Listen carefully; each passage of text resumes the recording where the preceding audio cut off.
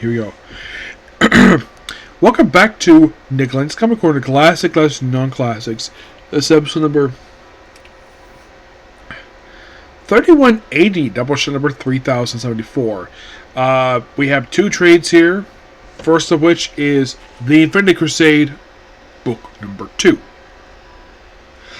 Alright, so this book contains Infinity Crusade 4-6, Warlock Chronicles 4-5, and Warlock Infinity Watch 2022. Most will continue what we've gone before, and basically, it's like the heroes are fighting each other because of the brainwashing thing, and eventually, of course, the goddess herself is defeated, and that's kind of it. Yeah, over the course of these issues. Now, Warlock Chronicles, and Infinity Watch, that basically fills the gaps between the issues.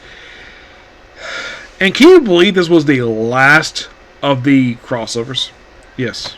Oh, by the way, the artwork here is done by, of course, Jim Starlin, art, image, engineer, Rob Lem, Tim Rooney, Tom Greenberg, and Chris Rotz.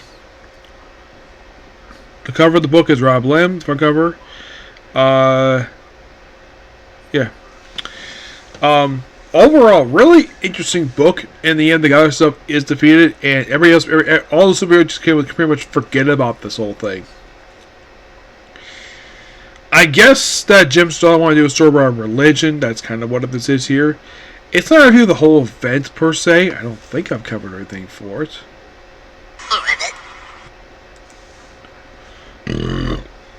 Excuse me.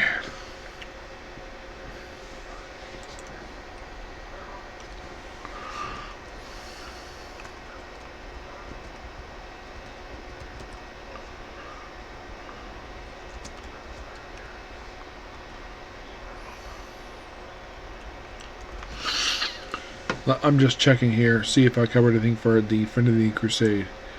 The main story, yes.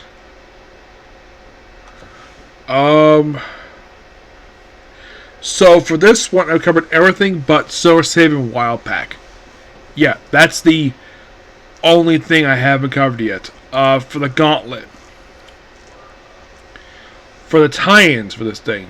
What have I not covered? Cloak and Dagger, Quasar, and Sleepwalker. Yeah, roughly about 3 books overall I have not really covered when it comes to the Infinity Gauntlet. Infinity War.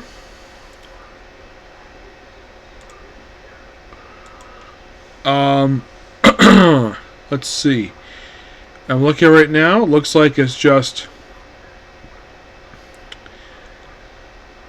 Silver Sable and Wild Pack, Quasar, Nomad, and Sleepwalker. A little while to go with this one, yes. But all in all, this book was actually pretty good, but not as good as the first 2 books. We have roughly 9 out of 10. Next up, basically, we have is, well, the trade is called Immortal, X-Men Volume 5, X-Men Forever, written by Kieran Gillian.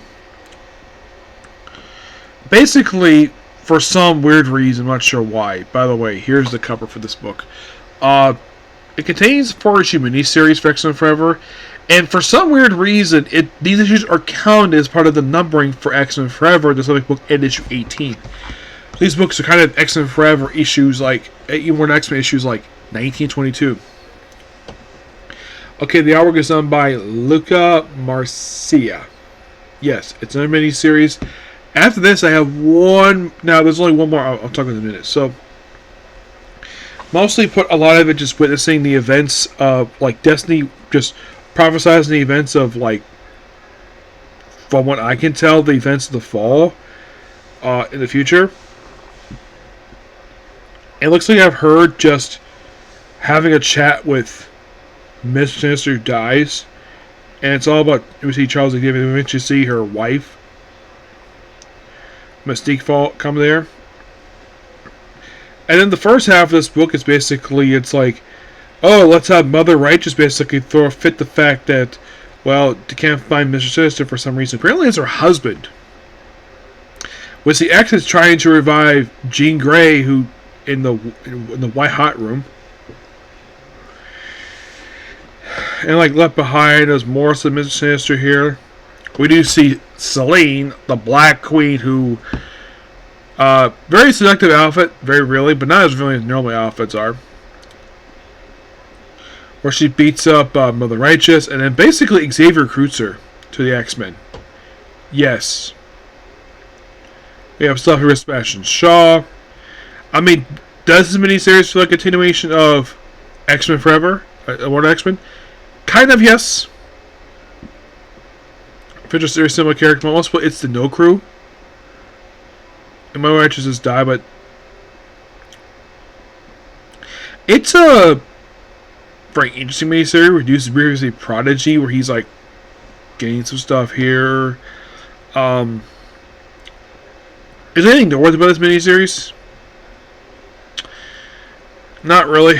Issue number 3 features the cover of Mystique trying to stab Destiny for some weird reason, and Nightcrawler trying to stop her.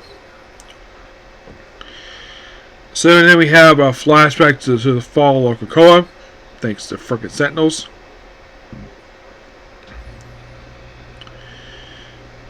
Then we have Nightcrawler show up here, where he is stopping basically his mom from trying to kill Destiny. But luckily they got over it, and then Cable shows up here with Hope, and there's a very brief conversation between Hope and Jean Grey. I really wish basically writers would just not have like a one-page thing of Jean Grey and Hope Summers. Like, because these two, since Hope was shown up, she has barely interacted with Jean Grey. Like, what has her actions been? One-page dialogue. And then basically you have Mystique just walking off with like a rave in the background with the final issue of this book. And Destiny, of course, basically bothered by, well, you have Mystique basically have guns. Some stuff here and there.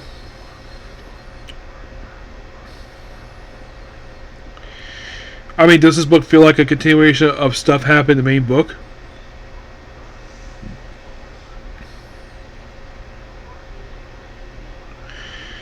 Yep. Not really much to say about this book. It's okay. But for the penultimate book for the X-Men Krakoa era, yeah, I do like a couple one-shot stuff, but miniseries wide, this is actually one of 2 left along with Bishop War College. I would say of the Fall of X, this is probably the weakest one, because it didn't feel like a lot of stuff happened up this miniseries. But if you read it along with the conduction of the X-Men or X-Men book, it feels like a continuation of that book. Excuse me, which something like reading these issues, like, why not just call these issues Immortal X-Men? Why just relaunch this miniseries? It makes no sense. In spite of this title, it has nothing to do with the Chris Claremont ongoing. It has nothing to do with that at all. Not really. And that's the last comic corner we have here. Yep, last one. So that's pretty much a particular review. Please be sure to like, comment, subscribe, turn notifications. I'm going straight to do the Case Closed movie. Okay, see you. Bye.